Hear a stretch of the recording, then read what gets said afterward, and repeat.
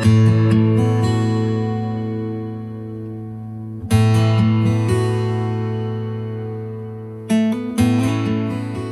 you are in a place where it is appropriate for you to do so, why don't you go ahead and close your eyes, begin to take some deep breaths in through your nose and out through your mouth. With every inhale, you feel more peace entering your body and mind, and with every exhale, you feel like it's so easy to let go of all tension and anything you do not want. Inhaling peace and exhaling, just letting gravity take everything that you do not want. We picture ourselves on top of a beautiful mountain in the center of a circular grove of trees. In the center of this circle, a bonfire blazes forth, and it lights us and the grove up with a sacred golden light. We recognize that this is the light of perfect love and perfect trust, and it easily burns away everything that is not like itself. Into this sacred space, we invoke and invite the presence of our Creator. To many of us here, our Creator reveals themselves as a God and a goddess, a mother and a father. We also invite the presence of our angels and our teachers. We ask that we be guided and led along the way as we dedicate this time that we spend together to each other. We ask that we be guided into becoming more peaceful, more happy, more prosperous, more joyous, and more loving people. Thank you very much. And if it is appropriate, you can say out loud the words, "Blessed be."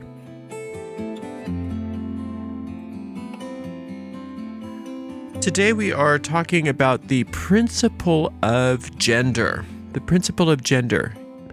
Now, the Hermetic principles as discussed in that book, The Kybalion, are sevenfold. That's something that's unique to that book, and it's become sort of canonized, and so we use it. But just as a reminder that the Hermetica is a very vast collection of writings, ancient writings. And although I do really love the Kybalion and I recommend it, I think everybody is going to be better off for reading and studying the Kybalion. It's not a substitute for reading the Hermetica. The Hermetica is a lot more challenging than the Kybalion, but it's worth your time and effort. It's said that gender is in everything. Everything has masculine and feminine principles within it, and that gender manifests on all planes. So the confusion that seems to occur in the principle of gender is the difference between the principle of gender and having a female or male body. And so a lot of times when people hear about the Hermetic principle of gender, they think that maybe there's no place for non-binary ideas and things like that. And that's not true. That's not true. Non-binary doesn't mean that you don't understand that there's a principle of masculine and feminine. It means that you don't believe that that any one person has only one gender, and that's very true. Whether you consider yourself binary or non-binary, there's nothing you can do about the fact that regardless of what gender your body seems to be expressing, you are masculine and feminine, and that's who you are. And that's what everything throughout the universe is. There is nothing that is not both on some level or another. The word gender is the same root word as the word generate. So gender means to create or to generate. And so all creation happens through gender. You can see that, in the creation of atoms, the union of electrons and corpuscles, the union of positive and negative charges in conjunction with vibration, which manifests in all forms of light and heat and electricity and magnetism.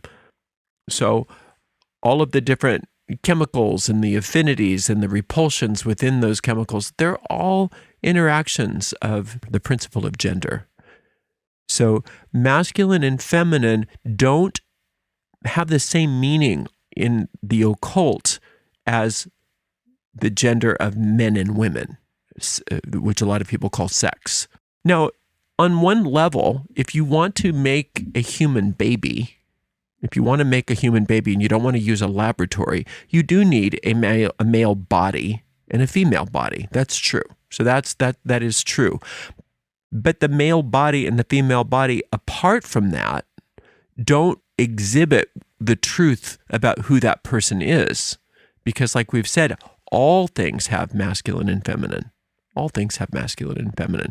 And that's how creation works. And that's how magic works. And that's how I want to discuss and describe the principle of gender today, is how we can use it for magical effectiveness.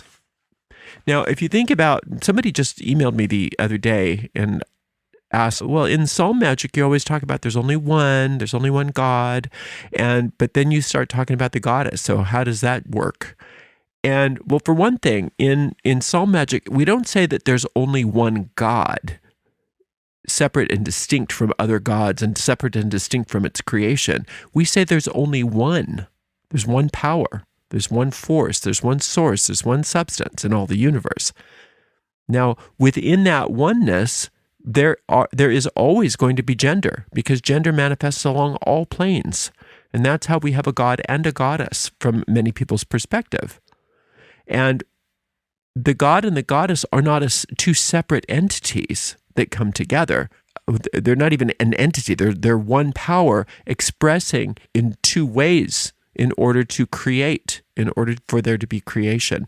If you think about the positive side of a magnet and the negative side of a magnet, or the positive side of a battery and the negative side of a battery as being masculine and feminine, you can't cut the magnet in half and say, okay, now I'm going to have a positive pole separate from the negative pole, because what happens is then you get two new magnets, and they have a positive and negative pole. And there's nowhere in there that you can say, this is where the positive stops and this is where the negative starts. This is where the masculine stops and this is where the feminine starts. And the same is true with divinity, and the same is true with you and with me. Because mostly what we need to concern ourselves with in magic is our minds. And our minds have two very, very distinct genders. Our minds are very gendered. And that's how our minds are creative. And once we understand how our minds are creative, then we can avoid allowing ourselves to use our powers of creativity against ourselves by doing it by rote, which is what most of us do. And that's what magic is all about, is harnessing those powers of creativity on purpose rather than just out of habit. That's really what magic is all about. So if you think about the two functions of one mind, there's only one mind in all the universe. And now within that one mind, you have carved out an identity. You have carved out a personality. You've carved out your own ego, but also infinite intelligence has carved out a piece of identity for you. So when infinite intelligence does it, it's called your soul. And when you do it all by yourself, it's called your ego. But each of that, the soul has masculine and feminine, and your ego has masculine and feminine. Everything has masculine and feminine. So within your own mind, you have two very distinct functions. One is masculine and one is feminine. One is connected to the God or the Father, and the other one is connected to the goddess or the mother. A lot of times we think of these things in rather clinical terms. The conscious mind, the objective mind, that's the masculine mind. The unconscious, the subconscious, the subjective mind, that is the feminine.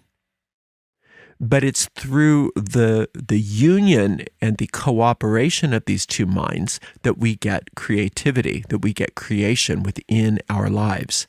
So, with things like hypnotherapy, people are constantly trying to, quote, program their subconscious mind. Well, programming your subconscious mind is nothing other than impregnating the goddess within you with a masculine thought form. That's all that is. Programming, like a computer, in reality is the masculine side of your mind impregnating the feminine side of your mind with a thought. with an intention. So the conscious mind is there to choose. It's there to fertilize. It's there to make choices. It's there to make decisions. It's there to decide and to desire. And the feminine side of the mind is there to give birth and to give life and to give form. The feminine part of our mind doesn't ask questions. The feminine part of our mind does not say, "Are you sure you want to impregnate me with that thought and that intention?" It doesn't do that, just like the ground doesn't do it. The womb of the earth doesn't say, "Are you sure those are the seeds you want to plant in this garden?" She just, if the conditions are right with the soil, the conditions are right with the climate, the conditions are right as far as water and all of that, as long as the conditions are right, she'll give life to any seed you plant. And the same thing goes with the goddess within your mind. She will give form and life to any idea you plant, good, bad, or indifferent. And so it's really important to understand how those two facets of our mind work together, because then we recognize that it's so important that we get some sense of control over our conscious mind. Because the conscious mind is just spraying seeds all over the ground. It's just like this big machine just like planting seed. The goddess doesn't have any fatigue about that. She can go on forever and generate. But what happens is that we don't take charge of the masculine side of our minds. We don't take charge of it. We just let our own minds run rampant.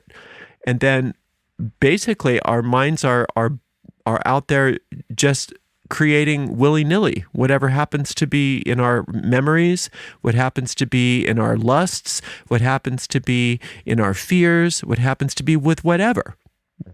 And so then that's where we get into so much trouble, is that we're not understanding how creative we are.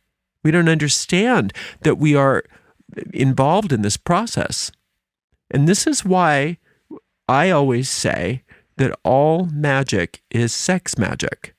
I don't mean that all magic is sex magic in that your physical body is involved in a sex act in order to create magic.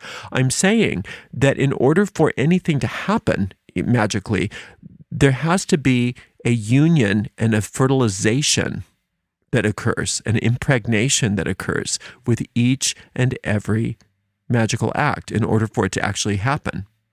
And like I said, most often this happens by rote. A lot of what the training and things like that for magic that most people go through that are serious about it have to do with uncovering our motivations, uncovering, where we're coming from, uncovering the by rote actions of our mind so that we can make new choices. And when we make new choices about how we're dealing with our conscious mind, then we're changing the types of seeds we're planting. And then we do see different results.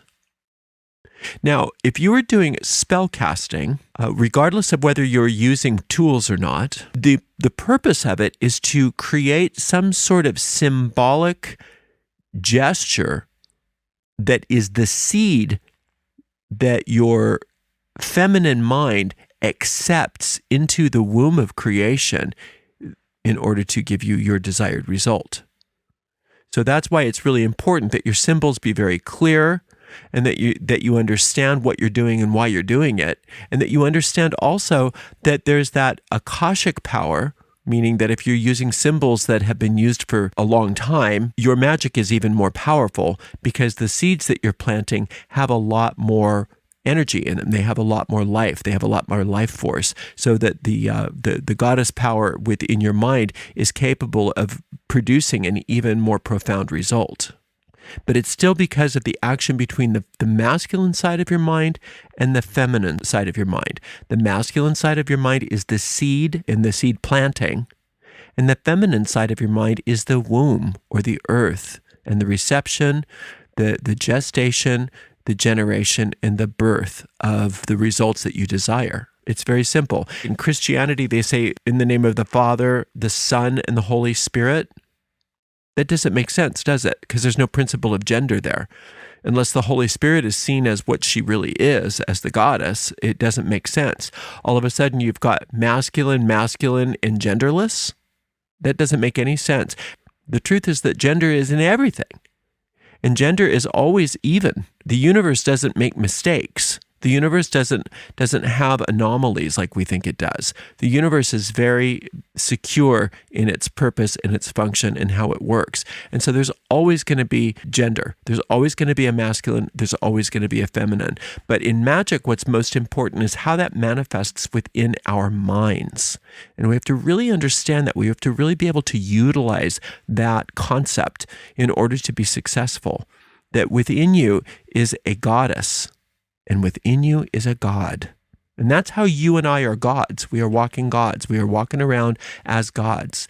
And it's through learning how to successfully work our minds that we have the power to change and to create and to have what we desire in this world. If you haven't availed yourself to an inner guidance, to some sense of higher wisdom within you, then it's very easy to miss the mysteries that are set before you.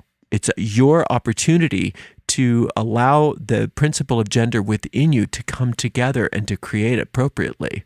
And within you, like I said, is that there is inner guidance at every moment of time and point of space that can direct you, that can show you how to use your conscious mind differently. Because the conscious mind's the only thing that you have control over. The masculine principle is all you have control over. You can't control the goddess, but you can control your mind. You can control what you're planting. You can control the words you use.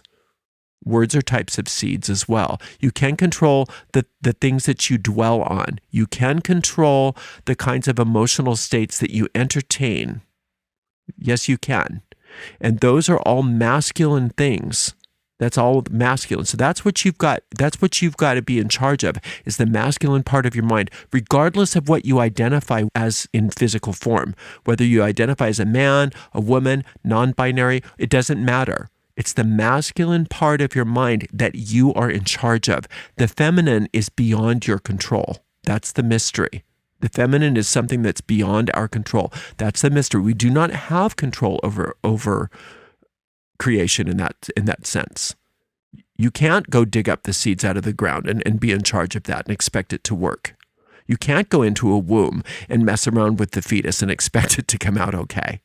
You can't. You have to leave things alone once you give it over to the goddess, once you give it over to the feminine.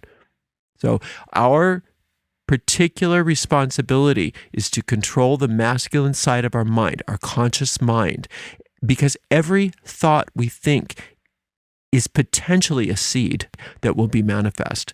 Now, a lot of times these seeds are planted and they don't come to fruition because we have other seeds that we've planted that will kill off the growth, which can be good or which can be bad.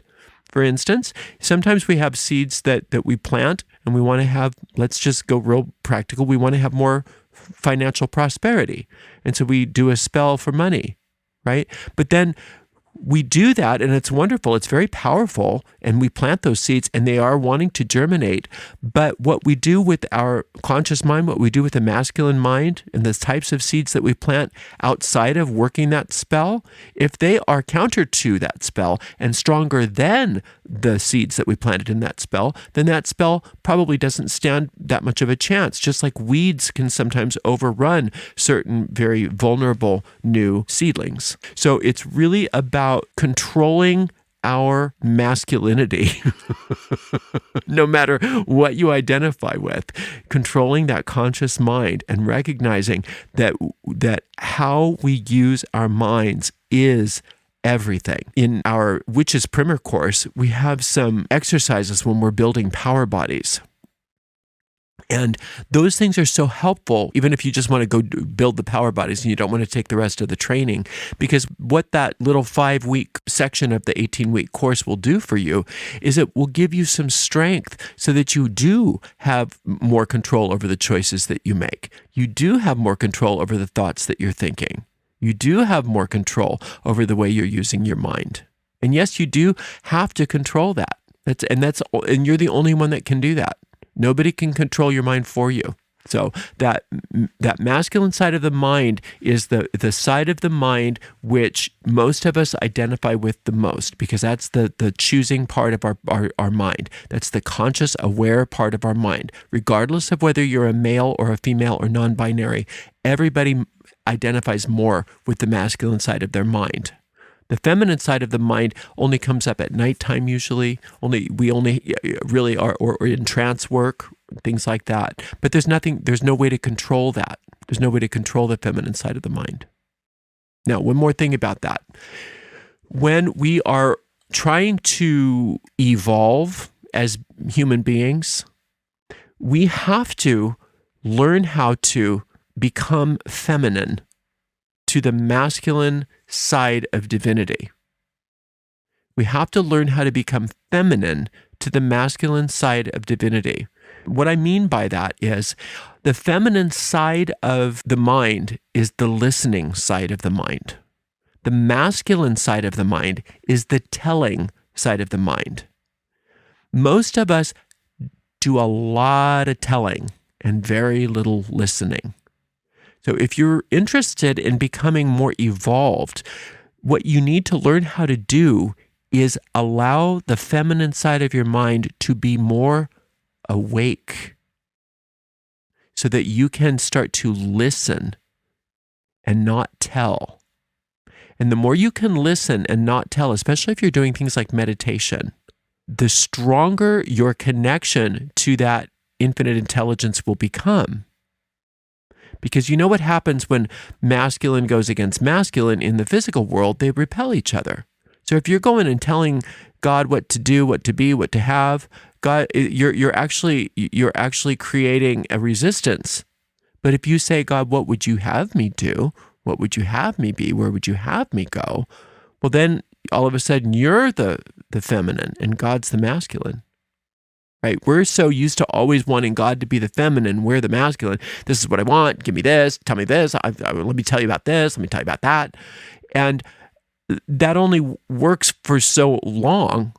It can help us, sometimes with spell casting and things like that. But when it comes to like actually evolving and learning who we are as souls and what our next step is, how we can next be the most effective as souls and evolve and become more joyous and happy and free and create more of that heaven on earth that everybody wants, we can't tell God how to do that.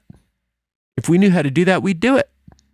So what we have to learn how to do is we have to learn how to relinquish the masculine side of our mind and allow ourselves to be completely receptive and allow God to be the masculine for a minute. And allow God to imbue us and to impregnate us with the new us, with the new sense of who we are. When we can do that, then we learn how to be in the present moment. And when you're in the present moment, then everything starts to change, right? But when we are in our masculine minds, the way we do it, we are so busy thinking about what happened, what's going to happen, what we want, what we don't want, that our masculine minds are on overdrive and very undisciplined. And so then we get all kinds of manifestations that reflect that. So one thing we have to do is learn how to control our minds, our masculine minds. And the other thing we need to do is learn how to relinquish our involvement with our masculine minds for a few minutes every day and be feminine. Regardless of your gender, your physical gender, or what you identify with, be feminine, be receptive and allow in that moment God to act as the masculine and us as the feminine so that we can change, we can grow, we can receive a higher will rather than our own little will. The masculine and the feminine are going to be reacting and interacting with each other no matter what we do. So if we want to really create an experience where we grow and evolve, we have to learn how to use that principle of gender in a new way. Hopefully that makes some sense. Thanks for spending a little time with me today. I so appreciate you. Until next time, blessed be.